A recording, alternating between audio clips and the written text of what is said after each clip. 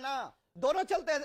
मैं क्यों चलूं? मेरे को तो हिंदुस्तान पसंद है और मुझे नहीं लगता हिंदुस्तान का हिंदुत्व जो है वो आईएसआईएस के बराबर खड़ा है। जिसको लगता है वो निकलने यहाँ से, वो तालिबान निकले, वो तालिबान निकले, नाइजीरिया निकले, जहां निकले निकली। क्या है जी यहाँ पर, यहाँ भारत का मुकाबला आईएसआईएस के साथ करोगे? भारत की इतनी इतनी इतनी बड़ी संस्कृति, उसका मुकाबला आईएसआईएस और बोको हराम के साथ होगा। अगर सवाल मेरे देश पे होगा तो अमीश देवगन खड़ा होगा। ये देश की संस्कृति पे सवाल है। इस देश की संस्कृति में बोको हराम का मुकाबला कर रहे हो आप? शर्म आनी चाहिए उन लोगों को जो बोको हराम और आईएसआईएस को भारत के बराबर लाके खड़ा करने की कोशिश करते हैं या हिंदुत्व के बराबर लाने की कोशिश करते हैं। अरे हिंदुत्व तो जीने की पद्धति है जी। थोड़ा गीता का पाठ पढ़ लो,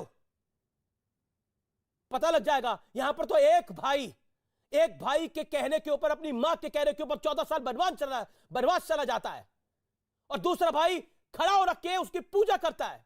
यह है हिंदुस्तान, यह है हिंदुस्तान जहां पे वासुदेव कृष्ण गीता का पाठ पढ़ाते हैं बीच महाभारत के अंदर। यह है हिंदुस्तान की संस्कृति। और बोको हराम से मुकाबला कर रहे हो आप? जिस थाली में खाते हैं उसमें छेद नहीं करते शादाब चौहान, उसे गद्दारी कहते हैं। और मैं बहुत स्पष्ट शब्दों में बोल रहा हूं, जिस थाली में खाकर उसमें छेद करा जाता है उसे गद्दारी कहते हैं और गद्दारी गलत है, नमक हरामी है ये। सुबुई खान का मैं रुख करता हूं। सुबुई Khan, Boko Haram ISIS is equal to, hold on Shadab Chauhan, Boko Haram and ISIS is equal to Hindutva. जी जी अमीश, देखिए जितनी भी विधर्मी राजनीतिक दल देश में काम कर रहे हैं वो अब एक्चुअली बौखला चुके हैं। वो फ्रस्ट्रेट हो गए हैं कि अब हिंदुस्तान का हिंदू जाग गया है, अब हिंदुस्तान का हिंदू प्रतिकार करना सीख गया है। उनके अंदर का शिव और शक्ति जागृत हो रहा है, उनकी चेतना शक्ति जागृत हो रही है। उस हिंदू को जिन्होंने इन लोगों ने जिनको सुला दिया था, भाषा जाति क्षेत्र संप्रदाय में बांटकर गहरी नींद में सुला दिया था, उसको जागते हुए ये बर्दाश्त नहीं कर पा रहे हैं, तो सोच रहे हैं कि उसको दोबारा कैसे तोड़ा जाए। अगर कोई अनपढ़ इंसान इस तरह की स्टेटमेंट्स दे तो समझ आता है अमीश, लेकिन पढ़े लिखे इंटेलेक्चुअल्स, अभी खुर्शीद साहब खुद आपके इंटरव्यू में बोलकर गए हैं कि मैं पढ़ा लिखा हूं, जो किताबें लिखते हैं वो इंटेलेक्चुअल्स होते हैं। ये लोग सब जानते हैं आईसिस का बैकग्राउंड, ये जानते हैं बोको हराम का बैकग्राउंड। ये बाटला हाउस की बात कर रहे हैं, बाबरी मस्जिद की बात कर रहे हैं और बोल रहे हैं कि हम तो कांग्रेस को वापस लाने का माहौल बना रहे हैं। तो साफ पता चल रहा है कि क्या कर रहे हैं। ठीक है, तस्लीम रेमानी का मैं रुख करता हूं। तस्लीम रेमानी, देखिए मैं ये बोलना चाहती हूं जी। तस्लीम रेमानी, क्या आपको लगता है ये तुलना जायज है? क्या आपको नहीं लगता ये थाली में छेद की तरह है,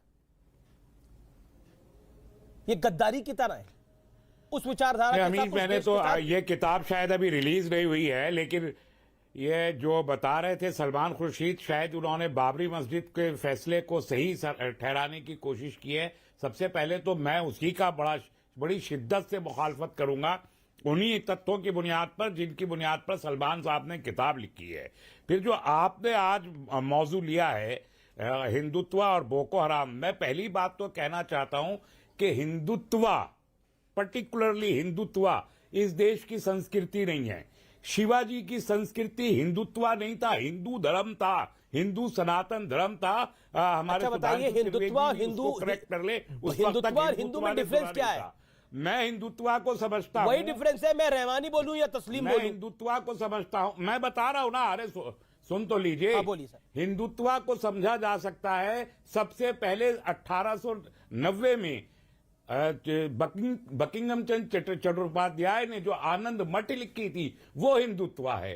फिर उसके फौरन बाद 1870 में उन्होंने लिखी थी। 90 में जो चंद्रनाथ बासु ने लिखा था हिंदुत्व प्राकृतिक इतिहास, उससे समझा जाता है हिंदुत्व। फिर गोवालकर ने 1923 में सावरकर ने जो हिंदुत्व लिखी उससे समझा जाता है। उसके बाद जब यहां पर कोई ये कहता है कि लाशों को कब्र से निकाल के उनको रेप करो और वो हिंदू युवा वाहिनी के लोग होते हैं, तब आता है हिंदुत्व समझ में। जब लिंचिंग होती है तब आता है हिंदुत्व समझ में। जब असम में अच्छा बताइए, क्या हिंदुओं की लिंचिंग नहीं होती?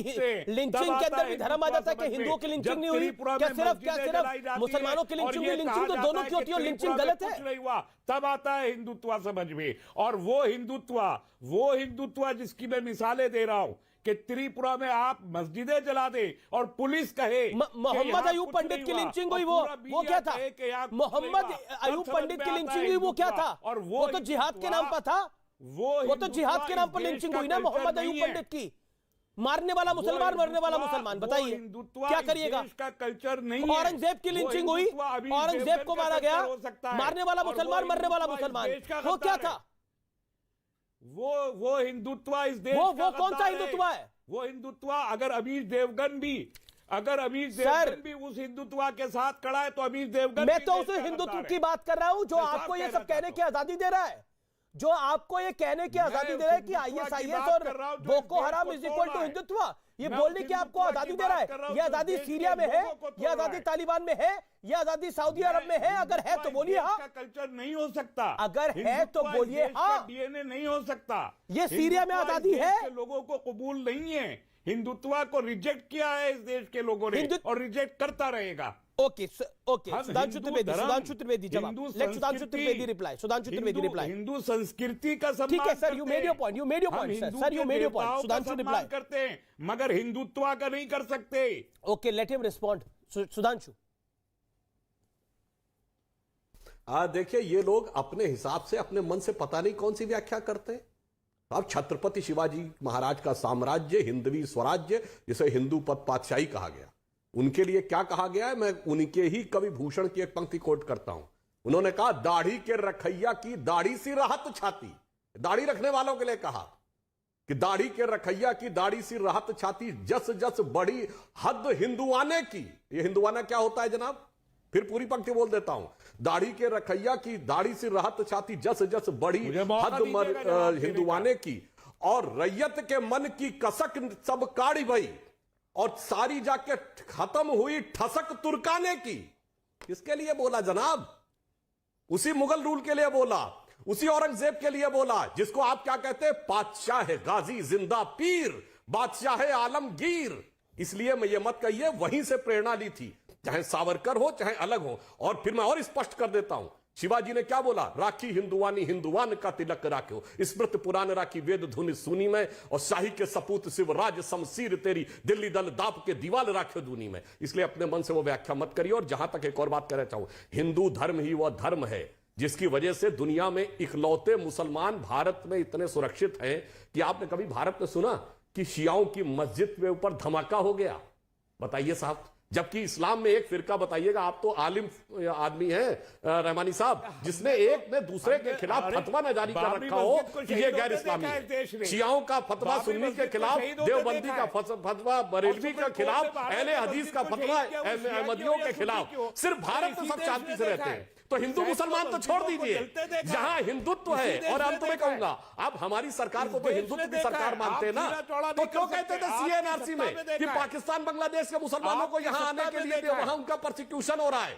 तो एक बार कहिए ना कि मोदी के हिंदुत्व के झंडे तले मुसलमान महफूज हैं, और दामने रहमत की सरजमी पाकिस्तान पर चलमे हिलाल के झंडे तले पाकिस्तान में महफूज नहीं है। माफी मांग लीजिए। देखा है तो आप खुद साबित कर रहे थे सीएनआरसी में कि जहां हिंदुत्व है वहीं मुसलमान भी महफूज है। क्या साबित करना चाहते?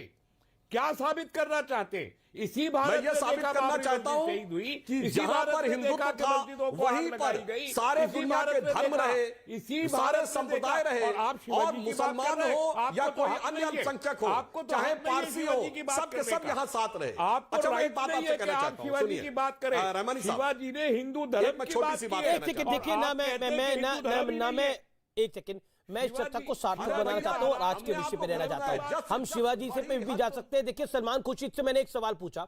देखिए, हिंदू